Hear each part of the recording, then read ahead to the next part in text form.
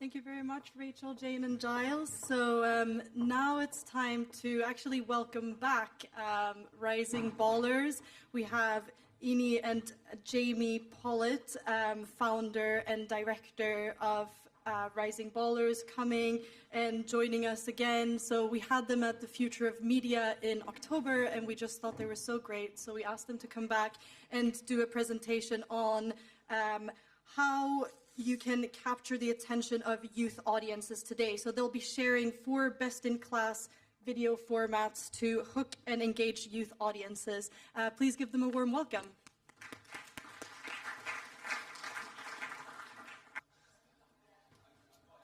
Well, got it. Afternoon, everyone. My name's Eni. This is Jamie. We run a business called Rising Ballers together. If you're a football fan, especially amongst youth audiences, we've got, a fairly significant following in the space that we've built up over the last 6-7 years. A massive thank you to Future of Media, who have invited us today to do the impossible task of spending about 8-9 minutes on 3 best-in-class video formats to hook and engage youth audiences. So why do we feel like we've got an authority in the space when it comes to short, mid and long form content with youth audiences? We built the brand from 6 or 7 years ago, back in, towards the end of 2017. It's been a while.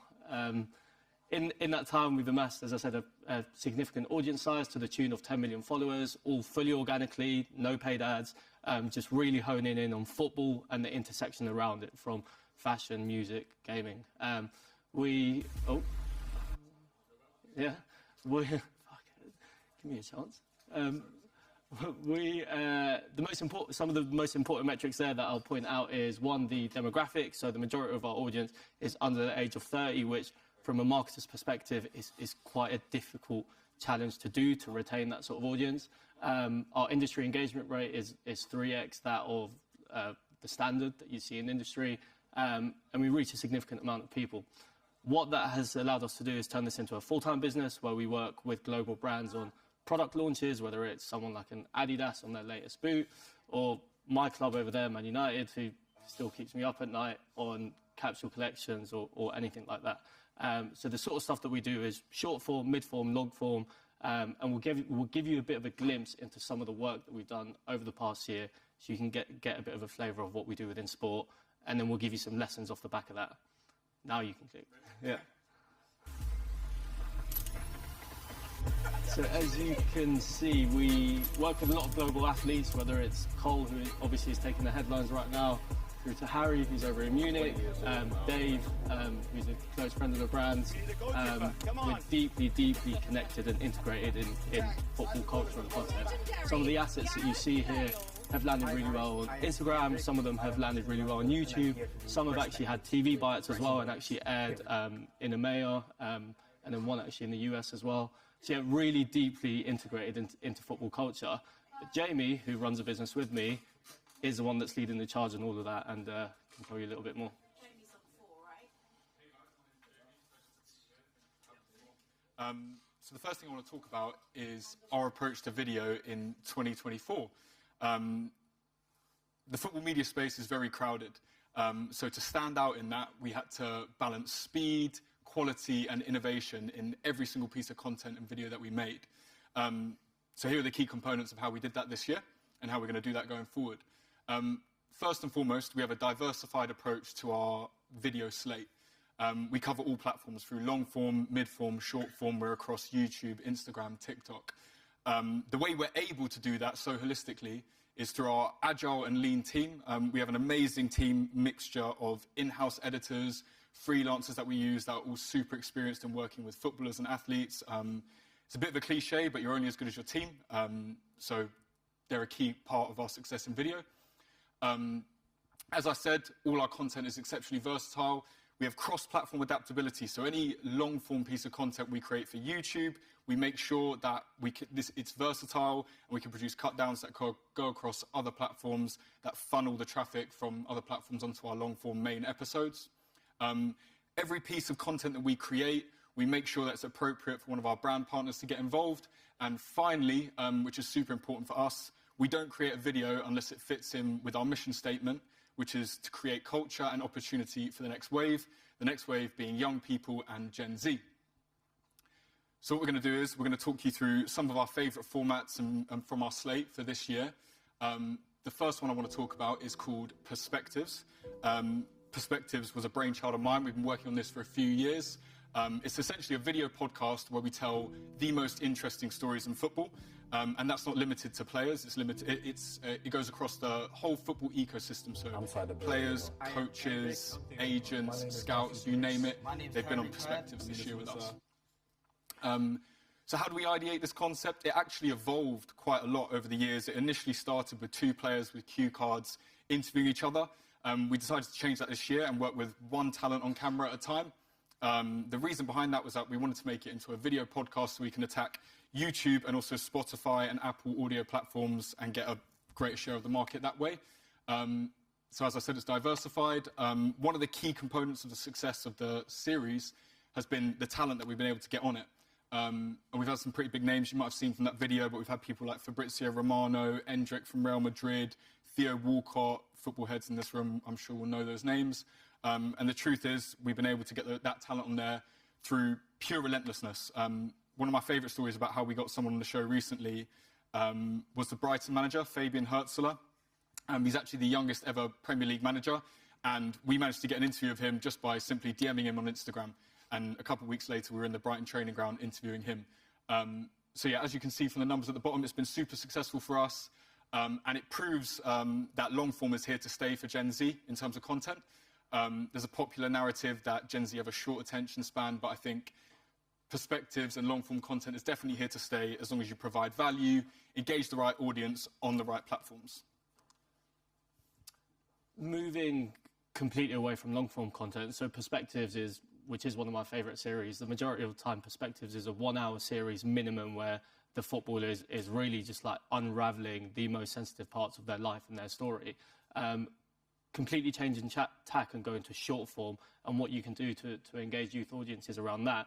So we worked with Nike on a campaign this summer around the launch of their new speed boot, the Mad Ambition Pack, and they had a glossy TVC-style ad that sat on Nike channels, sat on athlete channels, that landed fairly well. And then they briefed us out for a local grassroots-led activation where we got 32 of the best young players in London to meet up and take part almost in like X Factor style speed tests. Again, hero in the boot, hero in the brand, and hero in the story within that.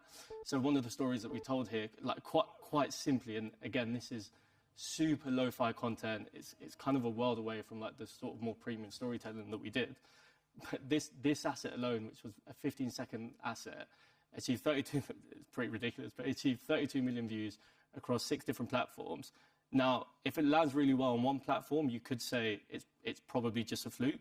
But to see it do 3 million on Instagram, then 10 million on TikTok, then another 15 million on X, there's clearly something here that all of the algorithms across different platforms like. If you look at it in a little bit more detail, well, firstly, it's about the story first and the product second. Yes, they're wearing Nike kits. Yes, they're wearing Nike boots. Yes, you can see the Nike perimeter boards on the side. But actually, it's not about that. It's about speed, and it's about who's the fastest, which, if you bring yourself back to year 10, when you're in secondary school, you've probably played this out with your friends a million different times, so it's super relatable. The second thing as well there is actually just a hook. You know, the 3-2-1 element, the algorithm will always lean into, okay, are you scrolling past this thing?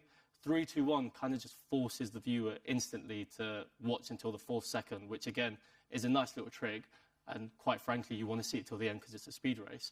We continue to hone in on this series for another campaign that we did with Nike, and it achieved really similar results. So one of the main takeaways that I have around this is we've got plenty of experience working with, 100-gram production equipment, whether it's Alexa Minis or whatever. This was all filmed on iPhone gimbals. And the sort of results that this achieved, you probably need about anywhere between like 100 to 200K paid media budget to achieve that sort of reach and impressions. So you can do both, and you can do it well. In this room, does anyone remember MTV Cribs back in the day? Yeah? So I referenced that example because that's a key part of how we've used the past to actually ideate for the future. So this concept is called baller access. It was through one of our partners, Puma. Puma contacted us, and this player here is Oscar Bob. I'm not sure if anyone knows him, but he's a really exciting young player at Manchester City. He's a Puma athlete, and obviously Manchester City are a Puma club. And Puma approached us and said, you know, we want to hero Oscar, we want to do some content around him. What can you guys do, and what are your ideas? And so essentially we went away, we sat down with our social team that are all super young and really tapped into trends on social. And one of the concepts that came out from that meeting was Day in the Life, which is obviously a very steadfast, classic social format. But it was making a bit of a resurgence on TikTok, particularly amongst footballers. So we took that, along with inspiration from MTV Cribs, and we created a concept called Baller Access, where we meet with Oscar at the Etihad campus, and he takes you on a tour around the Etihad campus, which is incredible behind-the-scenes access for football fans everywhere. It was hugely successful. As you can see, we've only published one episode, but we have another one coming with Puma as well that we shot out in Brazil last week, actually, at Palmeiras. But as you can see from the numbers, 500,000 views on YouTube on one episode was pretty incredible. It was actually our best performing video on YouTube this year. And I think the reasons behind that are behind-the-scenes access, super interesting for people. Access and a timeless format like MTV Cribs, like A Day in the Life, is a winning formula. And it worked this time, definitely. I think the key lessons that I took personally from this that you guys may find interesting is that although we're talking about the future of video and we're talking about, you know, moving forward, this concept and this format has been super successful, but it's all based on formats and ideas from the past. So my advice would be definitely look on the past and learn from human nature and viewing habits when iterating for the future. How much time we got left, Eni? Absolutely nothing. So that was a really brief insight into our world, into football, and how we produce content for various different channels, from short form to long form.